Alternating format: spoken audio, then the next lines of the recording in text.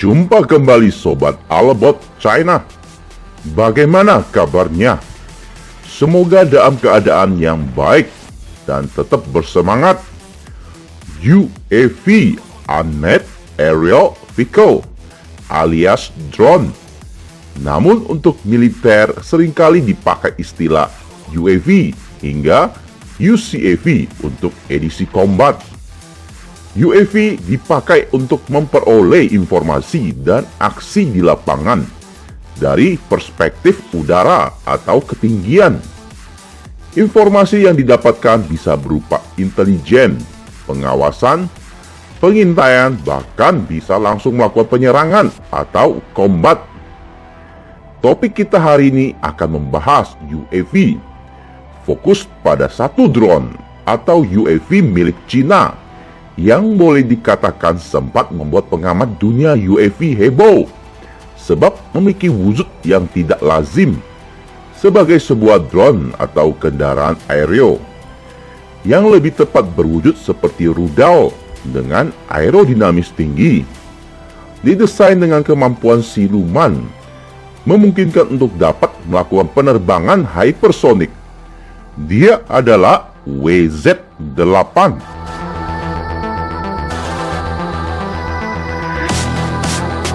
WZ-8 atau Wuzhenpa dipamerkan pada Parade Kemerdekaan Cina tahun 2019. WZ-8 menjadi salah satu line-up yang menghebohkan pengamat militer dunia. UAV drone apakah itu? Melihat wujud yang tidak lazim dan sudah dipastikan memiliki kemampuan untuk melakukan penerbangan kecepatan tinggi, kemungkinan kecepatan hingga hypersonic. Andai bukan bisa dipastikan kecepatan minimal Mach 3 hingga Mach 5. Propulsi WZ-8 memakai bahan bakar cair atau layaknya roket bermesin ganda, sebab tidak ditemukan intake pada WZ-8. Otomatis bukan tipikal bermesin scramjet atau ramjet alias air breathing. Sudah dipastikan UAV ini diperuntukkan melakukan tugasnya dengan kemampuan kecepatan tinggi dan ruang angkasa.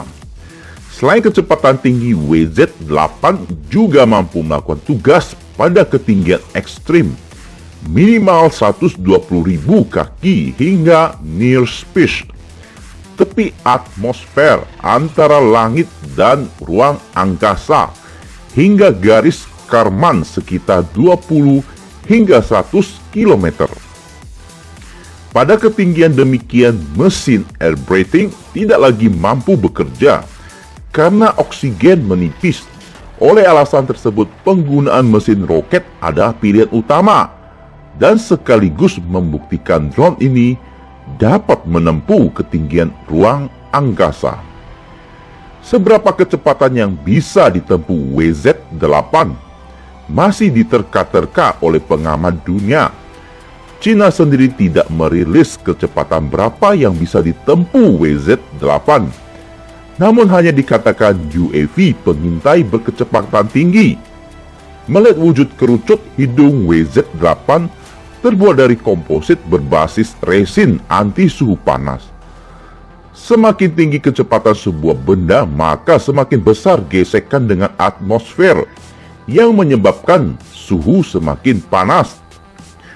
Cina sudah memiliki kemampuan menciptakan roket yang dilengkapi sayap dan mampu melakukan penerbangan berkecepatan hypersonic. Bahkan startup perusahaan transportasi antariksa milik Cina mengatakan bahwa dengan moda roket dan sayap, mereka dapat menempuh kecepatan 7.000 mile per jam alias 11.000 km per jam. Menurut beberapa pengamat, WZ-8 memiliki kemampuan daya jelajah dari 4.000 km hingga 6.000 km. WZ-8 juga memiliki pengait pada bagian atas kendaraan tersebut. Kemungkinan bisa diletakkan atau dicantolkan pada pesawat yang lebih besar. seperti bomber H-6 dan dilepaskan hingga dioperasikan dari ketinggian. WZ-8 sudah diuji pada tahun 2015. Pada 2019 dipamerkan pada Parade Kemerdekaan. Senjata yang sudah dipamerkan berarti sudah lulus verifikasi dan mulai bertugas bergabung dengan Tentara Pembebasan Rakyat alias PLA. WZ-8 bukan lagi senjata rahasia tinggi, sebab sudah dipamerkan dalam parade tahun 2019 dan baru-baru ini kembali dipamerkan pada pameran Zhuhai Airshow 2021. Kemampuan dan spesifikasinya masih dirahasiakan. Menurut banyak sumber, WZ-8 sudah melakukan 2 misi pengintaian sebelum bergabung dengan PLA. Salah satu tugas mengintai pulau besar di Tenggara, kira-kira di mana tidak disebutkan, dan satu lagi tugas pengintaian di pulau kecil di timur, Guam atau Jepang, tidak jelas. WZ-8 sukses melakukan tugasnya dengan baik. Dengan kemampuan kecepatan tinggi sudah dipastikan rudal anti udara pertahanan udara yang saat ini digunakan di berbagai belahan dunia tidak akan mampu menembak UAV atau drone pengintai ini. Sebab kecepatan melebihi kecepatan rudal atau interceptor. WZ-8 dikatakan memiliki kecepatan minimal Mach 3 saat mengintai pada ketinggian ekstrim. Setelah tugas berakhir, WZ-8 akan menyalakan mesin dan kembali ke pangkalan dengan kecepatan yang lebih tinggi.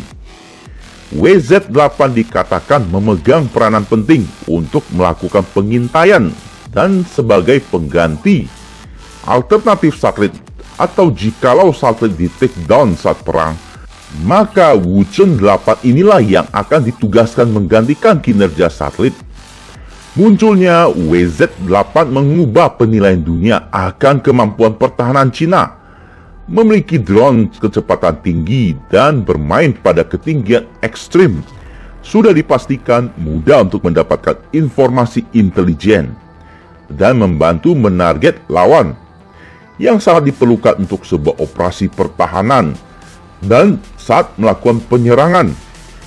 Perang modern memanfaatkan teknologi untuk mendapatkan atau input informasi yang sebanyak-banyaknya, sehingga output strategi taktis yang efektif dalam melakukan peperangan. Era drone mengubah banyak cara berperang. Kalau sniper adalah mimpi buruk bagi prajurit, demikian dengan drone menjadi mimpi buruk bagi konvoi militer hingga pertahanan udara, bahkan destruktif jauh lebih menakutkan. Cina adalah rajanya drone sivil hingga drone militer. Drone sivil Cina menguasai pasaran dunia seperti DJI, Yunek, Ehang, Hover, dan banyak lagi. Mereka juga menguasai paten drone.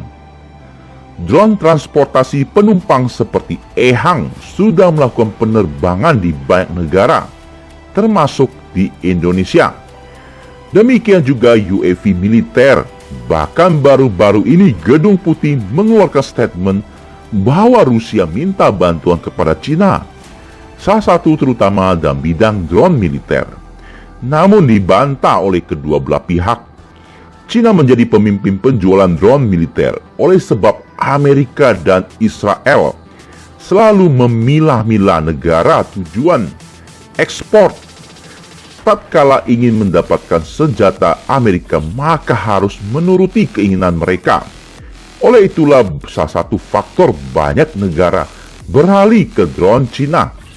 Bahkan Cina tidak segan-segan melakukan transfer teknologi. Akhirnya sampai sudah di penghujung topik, sobat. Kita jumpa lagi di topik selanjutnya. Terima kasih sudah meluangkan waktu meramaikan channel ini. Sampai ketemu kembali, sobat. Salam alabot China.